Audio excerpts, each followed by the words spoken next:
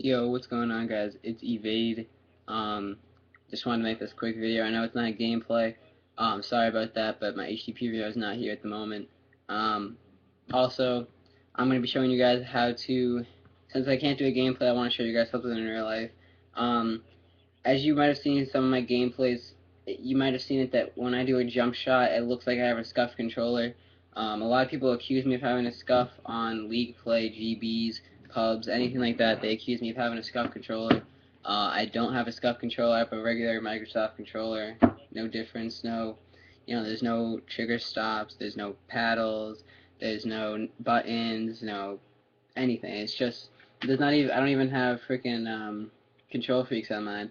I used to have my on my old one, but when I quit Xbox to do PS3, I took them off and I just didn't use them. I didn't feel like it. But what I do is a lot of people might not know. In competitive COD, a SCUF controller is a controller that has it's a wired controller, so there's no need for this battery pack on the back, so you have more space on the back. And what they do is right here on these two sides, inside the controller, they would put paddles, and they're like they're the shape of like a stick that you would eat ice cream off of, so like you would eat ice cream off of it, but it's in the shape of that, but it's a hard plastic paddle, and you can tap it in, and it's not sticking out, it's not like, it's built into the controller, and you just press it in, press it like a button, and you can either have this one to jump and this one to reload, or like vice versa, and you pretty much organize them to do whatever you want, and that's what a SCUF controller is. They're pretty pricey though, because you can get them to customize. They make it for you, custom, whatever you want. And there's also a ton of other versions like the Razer Sabertooth and stuff. And you can go look those up. They're really great controllers. But another way, if you don't have money to get a SCUF controller and you're willing to learn a way that will take some practice to get used to, and it will take a while to get used to, is you can play Claw. And Claw is pretty much playing like this. So when you normally hold the controller, you hold it like this. Like, I'll try to get this best in. You normally would hold it like this. You would hold it where you would have, some people hold it like this. I used to hold it like this, where you have your index finger on the aim trigger. You have your index on the aim, and then you have your other index on grenade.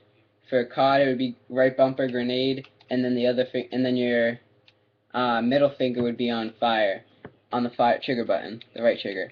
And then you just have your thumbs on the analogs like you would, right? Well, there's two ways. There's the main way people play is called claw, and claw is instead of having this finger right here, so instead of having this finger on the right bumper, you would just slide that down to your buttons, so that when you go to shoot and stuff, instead of you having to jump up, then aim and shoot, what you can do is you can go down here, keep your thumb on the analog stick at the same time, so that when you jump, all you have to do is press A, aim, and then fire, and then that's all you have to do. And you can do the same thing for anything. You can Y, you can XX, BB, AA, stuff like that, and it just gives you full range of motion all around your buttons here, and that's really cool, and that's what I like about it.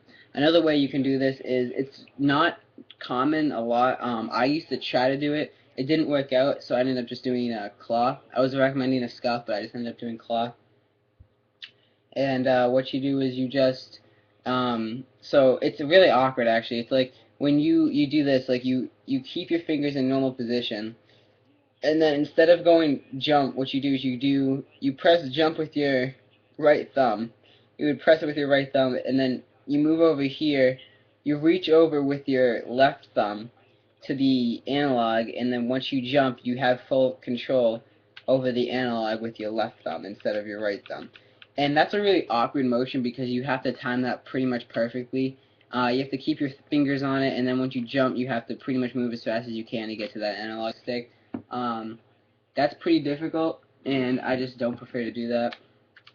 I'd rather play claw on this than get a scuff controller or play reach, which is what I just showed you. So yeah, that's how to play claw, guys, and I'm just going to give you guys another quick update. I am leaving. This is going to be my last video for a month. Unfortunately, I am leaving to go to camp. So I hope you guys, don't just like think I'm going to be disappearing. I'm going to be right back. As soon as I get back from camp, expect a ton of videos. It's going to be summertime. Expect a lot of GFX tutorials maybe. I did make one for my YouTube screen. It's a pretty basic one. It took literally 2 minutes to make. I'm trying to get into more creative GFXs because I really like to do it. It's fun. And expect some more team scrims. I'm hoping to look for find a team. I'm looking for one right now. But that's it, guys.